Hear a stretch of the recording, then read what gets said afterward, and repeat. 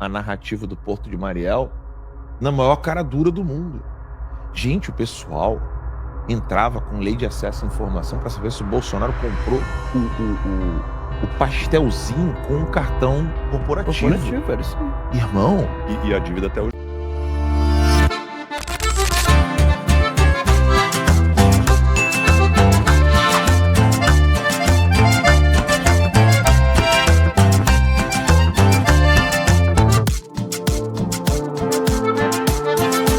O ingresso para ver este palhaço neste circo que pega fogo é o seu like, é o seu joinha, é o seu gostei, que agora vai se acostumar a acompanhar a Vivi Sem Mimimi no lugar do Jornal Nacional, as notícias que a Globo não fala. isso.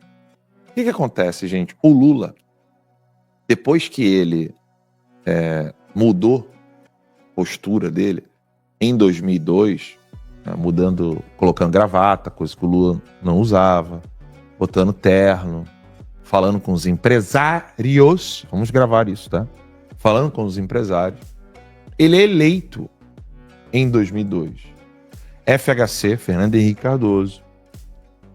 Vamos lembrar que o Fernando Henrique Cardoso era quem estava à frente do SEBRAP, que é o responsável pela Constituição brasileira, bem dizer, o texto da Constituição. SEBRAP, um think tank.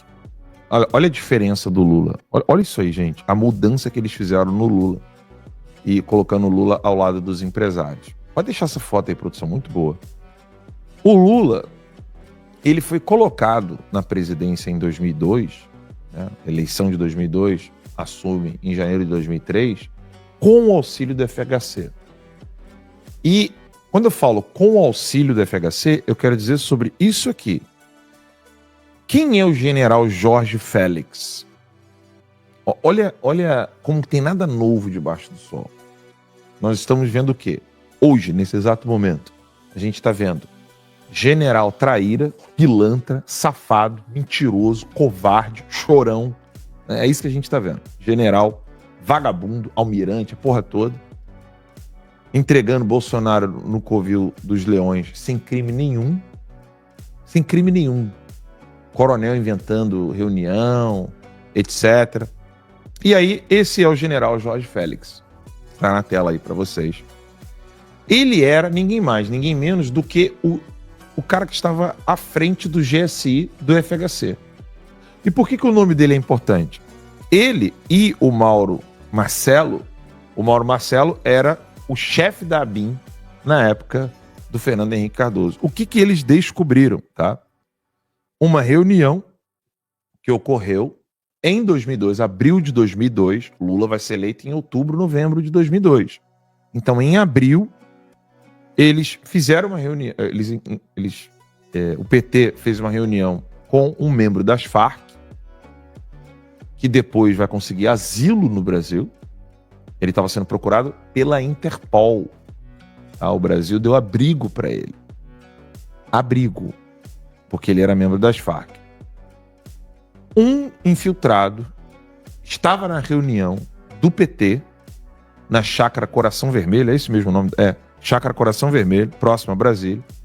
Essa reunião tinha, então, um padre vagabundo, padre Olivério Medina, que era membro das Farc. Militantes de esquerda estavam lá e um infiltrado da ABIN. A ABIN do Mauro Marcelo. E esse infiltrado relatou, então, que o PT iria receber uma doação de 5 milhões de dólares por meio, né, repasses que seriam dados em Trinidad e Tobago, ou seja, paraíso fiscal, a empresários ligados ao PT. Essa denúncia foi feita anos depois, né? Essa é a matéria da Veja.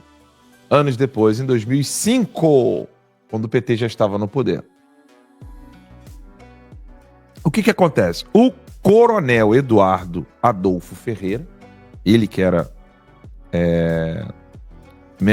membro da ABIN, ele falou que havia dezenas de relatórios, repasses.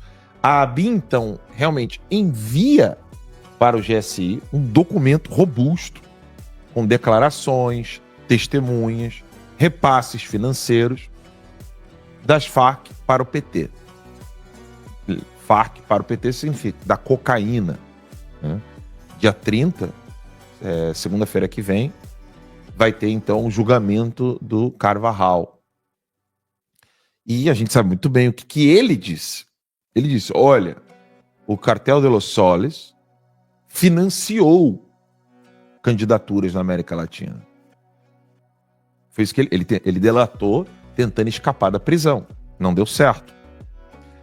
E aí o coronel Eduardo Adolfo Ferreira, esse dossiê será entregue em breve na revista Timeline, ele avisou, aqui ó, pelo menos 3 relatórios importantes foram redigidos dentro do gabinete de José Milton Campana, que era o diretor da área de inteligência da ABIN, promovido, tá, no governo Lula. Ele falou que assim, ó, realmente tinha ali uns relatórios, mas assim, era boato. O Brasil engoliu isso na maior cara dura. A ABIN do FHC mostrou que havia o encontro do padre Medina, membro das Farc, que depois em 2006 ele consegue refúgio no Brasil, sendo procurado pela Interpol. Ele mostrou, a ABIN do FHC mostra pro GSI do FHC, dizendo o seguinte, ó, tem repasse, é por meio de paraíso fiscal em Trinidad e Tobago, 5 milhões de dólares das Farc pro PT. Prometo que é bem rapidinho, meus amigos. Não esqueça daquele like maroto que o tio Pavê adora e confira se já está inscrito no canal. Não saia daí que o vídeo ainda não acabou. Isso molhou o bolso de muita gente e certamente é um dos motivos do Lula ter sido eleito em 2002. Tá? Todo mundo engoliu que no ano seguinte o Lula muda a ABIN e a ABIN vira e fala assim, ah não, era boato. Não tinha nada não. Era puro boato. Puro boato. Não tinha nada, absolutamente nada. Todo mundo engoliu isso. Ou seja, FHC fez com que o Lula ganhasse as eleições. Por qual motivo? Né? Estratégia das tesouras, medo, corrupção, troca de favores. É difícil, a gente pode especular várias coisas. Mas o fato é, FHC entregou o Palácio do Planalto para o Lula depois de anos. E se a produção conseguir achar aí foto do FHC junto com o Lula quando eles eram mais novos. Um do lado do outro. Parceiraço de marxismo. Os dois eram marxistas. As origens são diferentes, né? Mas as ideias são muito parecidas. O PT tem uma origem no sindicalismo e o PSDB tem uma origem acadêmica, basicamente. É a diferença. Pseudo-acadêmica, né? Eles eram amigos. Acadêmica naquele nível que a gente falou. Aquele nível lá. Boletim da noite. O incrível é assim, é como que os deputados... Não pode colocar o negócio do Filipão aí. Não é a cabeça do Maurício. O negócio do Filipão lá. Os deputados querendo ver negócio de maquiador, de parlamento. Gente, deixa isso pro Joaquim Teixeira, deixa esse pessoal da internet brincar. Os deputados têm que começar a fazer investigações mais sérias. Sabe, não dá para tolerar os deputados com tantos assessores, eles conseguirem fazer menos investigação do que eu sozinho. Isso é inadmissível.